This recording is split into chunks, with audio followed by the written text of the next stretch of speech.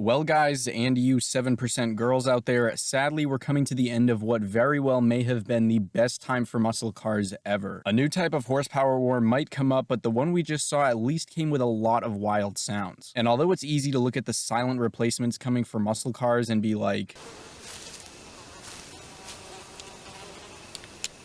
that is one big pile of shit.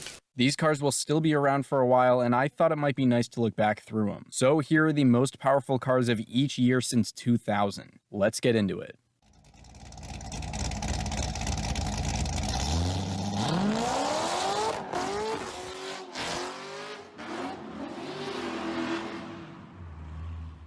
No! No! No! No! You are my brother, Anakin! Whoa! I'm down here too. If you haven't seen the last gaming video, don't miss out on that. Subscribe over there and let me know if you have any questions about these or if I missed any cars here. I added a good amount of extra mentions throughout, but I didn't want to include super high-end, ultra-rare cars that cost hundreds of thousands of dollars. I tried to keep it as close to normal production cars as I could. So starting with 2000, the most powerful car at the time was the second-gen Viper. These made 415 horsepower and 490 torque from 8-liter V10 engines. Obviously, you can buy a pre-owned 2014 Mustang GT with 420 ponies under the hood for half of what these Vipers still cost, but Vipers are and probably will always be something special. They're not only good for power, but also their looks, popularity, and the way the early ones tried to kill everyone in sight. Just below the Viper at that time though was the C5 Z06 with 385 horsepower when they came out in 01 and 405 horsepower every year after that until they stopped being made in 2004. Even after the Gen 2 Vipers went away in 2002 though, that didn't leave things for the Corvette, because Dodge just replaced it with the 3rd gen Viper, which now had 500 horsepower. You gotta be quicker than that.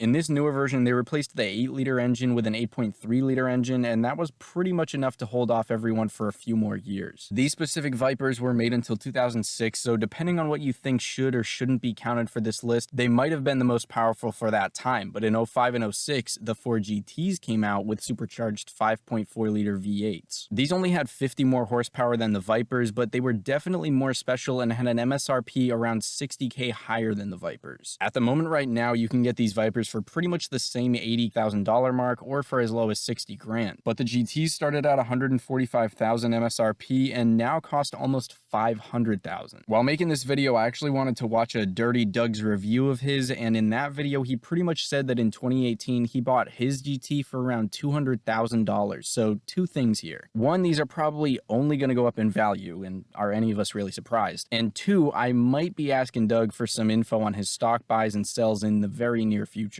Anyway, after that GT's production ended in 06, that left the 500 horsepower Viper to get passed by Chevy's new C6 Z06, which came out with only 5 horsepower more. That is just a big ol' smack in the face. Also at this point, Ford had come out with the first version of their S197 Mustang GT500, which had the same horsepower as the Vipers, so things were really picking up. The C6 Z06s had the very popular 7-liter LS7 V8, but sadly for the Corvette, it was dethroned after only 2007 because in 08, Dodge came back with the 4th gen Viper, now making 600 horsepower. This Viper had the 8.4-liter V10 most people probably know about, but not much else changed looks-wise between the 3rd and 4th gens. Although before all the cars I've mentioned so far, the naturally aspirated Saleen S7s were out between 2000 and 2004, but because those had 550 horsepower, a more normal car had finally passed that when these Vipers hit 600. From 05 to 09 though, the Saleens had upgraded twin-turbo engines, so instead they were making 750 horsepower, and that number wouldn't be passed for many more years. Sadly again for the Viper though, its power numbers got pooped on again in 2009 when GM came out with the C6 ZR1, and that would be the last time the Viper's power was on top. These C6 ZR1s have supercharged V8s called LS9s, and with that they make 638 horsepower and 604 pound-feet of torque. Behind the scenes of the ZR1 having the most horsepower for so many years, the Camaro and Mustang were also doing a little tussle. In 2011 and 2012, the GT500 GT500 had 550 horsepower. Then in 2012, the Camaro ZR1 came out with 580 with the LSA V8, which was also in the CTS V2s. Then Ford replaced the GT500's engine with a new one, making 662 horsepower. And then to make things crazier throughout all of this, Dodge was just watching as Ford and GM played a little 500 and 600 horsepower game. Because then in 2015, the Big Boy Player 3 entered the game.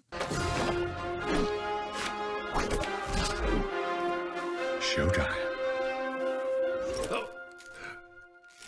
When the Dodge Challenger Hellcat came out, it had 707 horsepower and 650 pound-feet of torque, which kept it in the lead for the next 3 years. And when it did finally get dethroned, it wasn't actually dethroned, because the thing that dethroned it was just the Challenger Hellcat Red Eye in 2019 with 797 horsepower. And again, at that time, there were other really wild cars that came out to beat the Hellcat, like the 2020 GT500 with 760 horsepower and the 2019 C7 ZR1 with 755. But at that point, the Red Eye was already out. Beyond the Red Eye's introduction for 2019, there's the Superstock with the 807 horsepower, but in 2021, almost 4 times as many Red Eyes were made than Superstock, so it's pretty damn rare, and the Demon's top number is 840, but that's with its race setup, and with its normal setup, it has only 804. So that kind of leaves the Red Eye at the top in a way, but if you do count the others, then there's the Superstock and the Demon. And soon we'll hopefully get to see Dodge's last call for their muscle cars, as long as they can stop blowing engines up. Other cars to mention would be all the 1,000 horsepower EVs out there, like the Plaid Model S and X, the Lucid Air Dream Performance and Sapphire, the GMC Hummer EVs, and a couple others. As far as other ICE cars go, though, there's also the 30 Hennessy Venom F5s with 1,800 horsepower and 30 Venom GTs with 1,200. For these, the Hennessy's were obviously too rare and expensive to add, but they do still technically count, I guess. And for all the electric cars, the main point of this video was the engines these cars had, so I don't think those really fit in, but they're definitely there. On top of that, the EV Dodge literally sounds like a vacuum cleaner. It's really not even a joke at this point. It's just what it sounds like.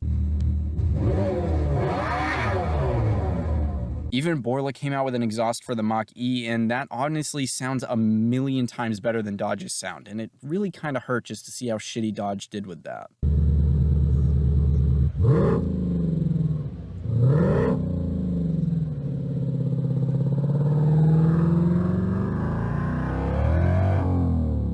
Let me know if I missed any powerful cars here, what you think of the horsepower wars we just lived through, and what you think of the fake electric exhausts. I definitely don't prefer them to actual engine sound at all in any way, but just after seeing how god-awful Dodge's was, the Borla one almost brought back like a little bit of hope, as insane as that is to say. At that point, when exhausts are just speakers, you're going to be able to have whatever car sound you want, so they kind of won't mean as much as changing your exhaust setup or having a certain trim engine, but I don't know, Dodge, who the hell approved that? Anyways, again, make sure to check out the gaming channel. There's a lot of fun over there, and thank you guys very much for watching. I really appreciate every single one of you. I'll see you all in the next one. Have a great day.